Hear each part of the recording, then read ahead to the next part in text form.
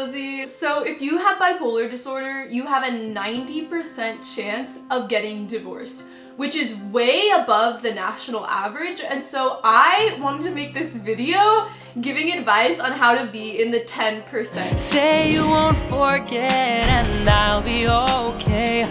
At least tonight, it's just you and me, and honestly, obviously I'm not married, although I do give a lot of marriage advice through DMs, emails, messages I get related to bipolar disorder, Christianity. I basically just give therapy through my YouTube channel. That's part of being a YouTuber. Also, I just wanted to address, I've been getting a lot of comments and messages lately of people kind of angry at me because I haven't been making as many mental health videos. So I just wanted to let everyone know I have a playlist of videos about bipolar, depression, anxiety. There are over 50 videos in that playlist. I've made dozens of 30-minute videos talking about it. It's kind of just gotten to a point where there's not much else to talk about. So I invite you to go check out the playlist and watch some of the videos that I've already made. So the reason that divorce is so high is that I think for the person with bipolar, it's really difficult to stay in love. And this is something that everyone deals with in relationships, especially if you're married and have been together for so many years. Eventually you'll lose the feeling towards the other person, and love ultimately is about actions and choosing to be with the person no matter what. But for someone who has bipolar disorder, it's almost like our brain doesn't want us to be happy. There's something called emotional detachment that is really common to experience. And what that means is you'll suddenly lose all feeling for the person who you're with.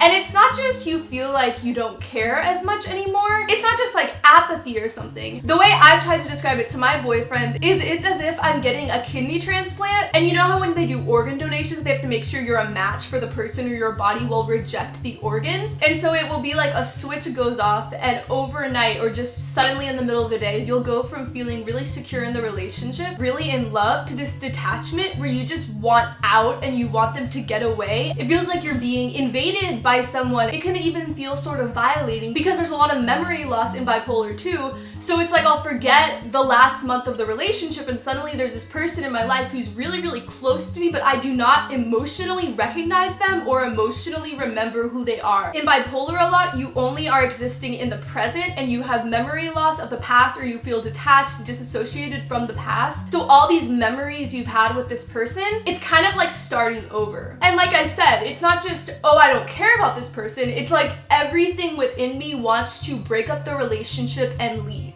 And my bipolar has been out since college, so I've experienced this in different relationships with different people. I've felt the same things and I understand that it's me. It has nothing to do with the relationship. But my experience in therapy and talking to psychiatrists, all the treatment I've received for bipolar, no one ever explained this to me. So I think that a lot of people who have bipolar, they're dealing with detachment and they're dealing with feeling like the person they're in love with is a stranger, feeling so uncomfortable being close with them and just wanting them to get away.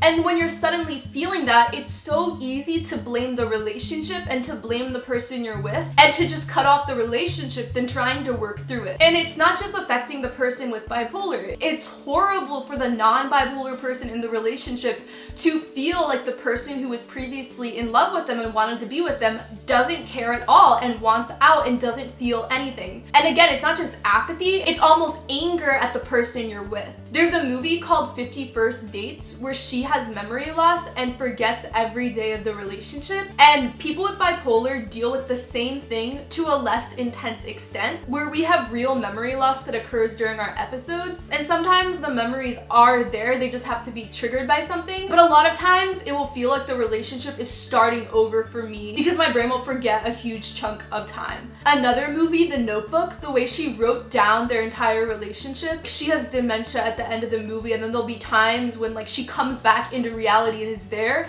That's how it is in my relationship, because sometimes I'll just be gone and I won't care about him in the way I usually do, and then I'll come back. And so Trevor's even explained it as kind of like a darkness, and we have to have faith that I'll come back into the relationship and really, really care again and be myself. But a lot of times it's just like I'm gone and there's nothing either of us can do. It's just like I have a really severe mental illness. And so of course it's gonna affect the closest relationship I have in my life. Something else that's very very common to experience in bipolar relationships is to feel unwanted when we go into depression or detachment. It doesn't happen as much with my family or friends, but if I'm in a relationship with someone, I'll suddenly feel like they don't want to be with me. It literally feels sometimes like there's different people inside of me, because when I'm manic, it's like you're on top of the world and you feel so secure in the relationship, like you know this person is the one, and you're so passionate and emotionally vulnerable. So some people, they'll start a relationship in this manic state and not even really want to be with the person. Like I think there are some marriages that happen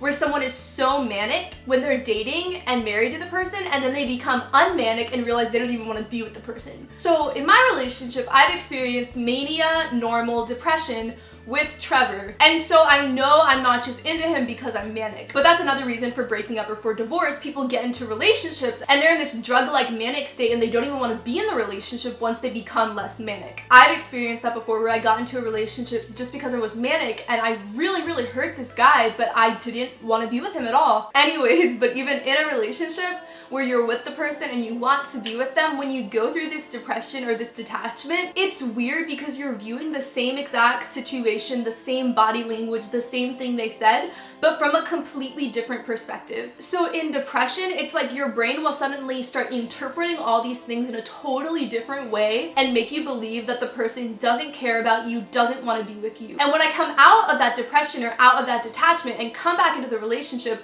I look back on how I was feeling, and the same exact things my brain will interpret in a totally different way. And the problem is that when I go into depression or detachment and start feeling unwanted in the relationship, you bring that into the present, into reality, when you're not feeling like that. So you were in depression for 3 weeks and you constantly felt like the other person didn't want to be with you, and even though you know that that isn't real, that that is only caused by depression, it's just so difficult to detach and to realize that that's not reality. In fact, it's very difficult to even know what reality is. And again, this doesn't just affect the person with bipolar. It really hurts the other person in the relationship to know that they're doing everything possible to make you feel wanted and loved and taken care of, but it will never be enough. If you're bipolar, you will always go through times of feeling like the person doesn't want you and doesn't want to be with you. That's just how it is. I mean, I even feel that with God, who has insurpassable and perfect love for me. I have felt so hurt by God and unwanted by God for months at a time because of my bipolar, and it takes so long to heal from that. So that's what I tell myself, and I tell Trevor, that if God can even make me feel unwanted, then it's obviously me. But again, it's really difficult to detach these moments from reality and to not bring it into the relationship. And I think not many people are talking about this stuff, so when people are experiencing it in the relationship, it's so natural, and I don't blame people at all for thinking that the person they're with is the problem or the relationship is the problem, rather than seeing all of it as just symptoms of bipolar. It's as if he has 3 different girlfriends. The way I act and feel towards him in our relationship will completely change. When I'm manic, I'm so into him, wanting to talk to him all the time, extremely affirming, physically so intense. And then when I'm in detachment towards him, which actually hasn't happened in like 4 or 5 months, I'm so happy. My brain has finally accepted that he isn't going away. I'm not letting him go. But when I'm like that, I try to act into him and try to make things feel normal for him on his end. When we first started dating, I tried to not tell him when I would be in detachment, but a lot of times he would just figure it out. And so all of what I'm explaining means that if you're in a relationship with someone who is bipolar, the relationship will always feel chaotic. And it's because the person with bipolar does not have a consistent sense of reality, does not have a consistent sense of identity. The memory loss thing I want to talk about more. So when you're manic or in depression, your hippocampus stops recording memories. So there are months of my life, even there's a couple years, where I think back on these times and it's just blank and I don't remember. So for Trevor, he's been dating me for 9 months and he has memories and he's connected to the past and he's connected to himself. For me, I have these chunks of time where I don't remember what happened in our relationship. I write a lot of things down, like when we're talking on the phone, I take notes sometimes. And all the times when we are together, I write down what happened. Oh my gosh, I'm about to cry. It's just honestly really sad for me that I forget memories with people who I love. Like, it's so sad that I'm not fully connected to myself, and then I forget things that for most people would be like really normal to remember. Anyways, so it's really normal for me to have memory lapses for weeks or months or even a year at a time. And so for me, our relationship doesn't feel like this consistent thing. It feels emotionally like there's breaks in it, and it's difficult on my end to keep staying as emotionally close when the past doesn't feel like it happened to you or you don't have access to it. The reason you keep getting closer and closer to someone is because you've had all these experiences of having conversations with them before.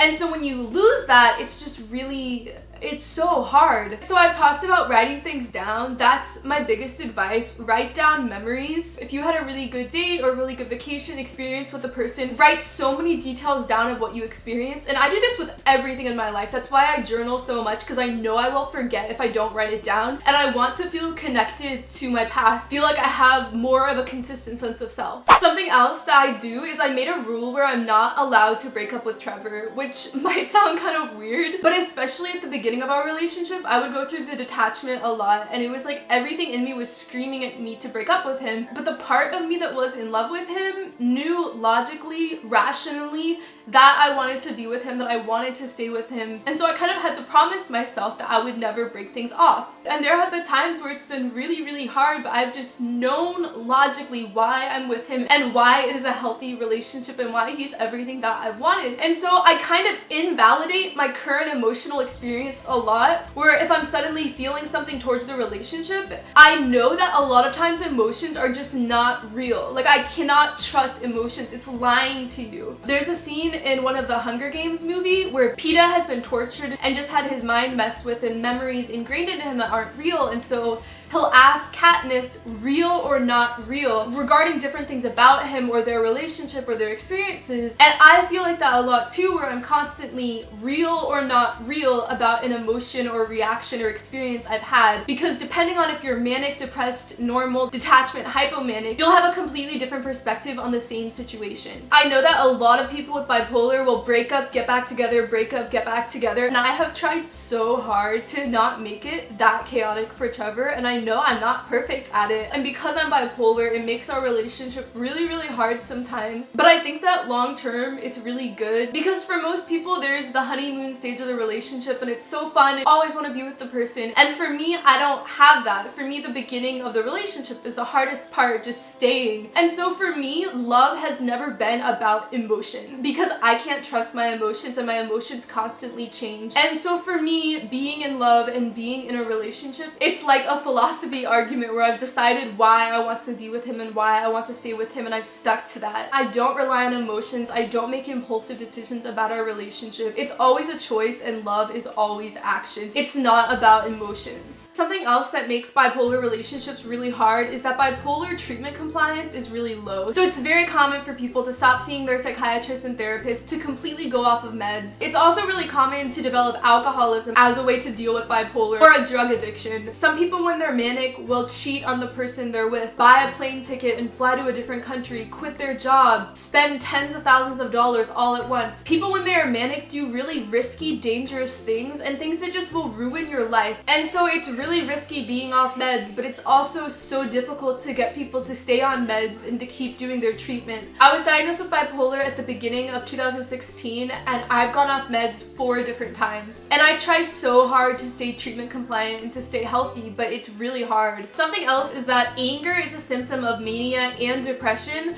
more in men than in women, but it can happen in anyone. So some people, when they go manic, they will yell and become physically violent, and it's something that we don't talk about that much because we don't want to stigmatize people with mental illness, but it's a real thing that people, when they go manic, can become emotionally or physically abusive. And so I do not blame people for getting out of a relationship like that if the person with bipolar is just really sick and they're incapable of following treatment and continuing to take their medicine. You lose control when you become manic, and there are so many people with bipolar who take care of their bipolar, are self-aware, have self-control within it. But if you're not self-aware, have not gone to therapy, haven't researched a lot, and just are not aware of what is happening, you can blame the other person in the relationship for all of the symptoms that you're experiencing. And then when people go into depression, they can be perceived as being lazy or not pulling their weight in the relationship. I know when I'm in severe depression, I physically cannot get out of bed. It's so difficult difficult to feed myself, to shower, to clean. And that can just put a lot of strain on a marriage if you're living with someone and they're in depression for 8 months and they are not contributing to the household in cooking or cleaning or doing work. You have to take care of the person. In severe depression, they literally need a caretaker to help them get out of bed and eat and just be a normal human. And so I think it's very difficult if someone is in severe depression to view it as the bipolar and the sickness something else. So pregnancy, when you become pregnant, you have to go off of a lot of different meds, and so there are some that you can be on. But I just imagine a marriage and the person with bipolar gets pregnant, has to stop part of their treatment, cannot be on meds. That can make them spiral down into a depression episode or a manic episode. And then if you want to breastfeed, you have to stay off meds for even longer. So that's 1.5 years, 2 years off meds if you get pregnant once. So for women with bipolar, you're solely relying on eating healthy, working out every day, and therapy and light medication to stay stabilized during that time. Something else that I've experienced is a lot of people with bipolar are really sensitive about it and don't want to talk about it. And if you're in a relationship with someone who has bipolar, it's really affecting the relationship and they're not even willing to talk about their experience in bipolar, I would break up with them, because I think you have to work together and communicate. The person with bipolar has to be willing to explain what is going on. And if they're so sensitive about it and won't even share about it with you who they're dating or married to, I don't know how it can work. So if you do have bipolar, I just encourage you to be really open about it, to talk about it. When Trevor and I had the conversation that we were going to be in a relationship, that same night I told him about detachment and how I would go through these phases of not caring about him sometimes. And I just explained how bipolar would negatively affect our relationship. And so it's really important to communicate before these things happen how your bipolar mood phases will make the relationship feel chaotic. I personally think that because I'm bipolar, I am healthier in a relationship than I would have been if I didn't have a mental illness, because I have gone to therapy since I was 15. Like, I am so aware of all of my emotional issues, and I've developed this huge self-control to never yell at anyone, to not be impulsive with spending, to not even flirt with someone who isn't Trevor. I'm so aware of how everything could go wrong and how my life could be ruined so fast, and I've learned to develop self-control and ways of taking care of myself emotionally and physically. Like, I have this intense workout regimen and making sure I get enough sleep and eating healthy. I just take care of myself so perfectly because I'm bipolar, to where even though I do have bipolar and I do have months or days where I'll be really mentally sick, overall I'm the healthiest version of myself because I have this. I hope this video gave you advice and the motivation to be in that 10% where even though you are bipolar, you do not get divorced in the future and you stay married for life. I love you guys so much, and I will see you in my next video. Bye! If we lose track or lose the fight, I will search forever to find a way back to tonight, where it's just you and me, and honestly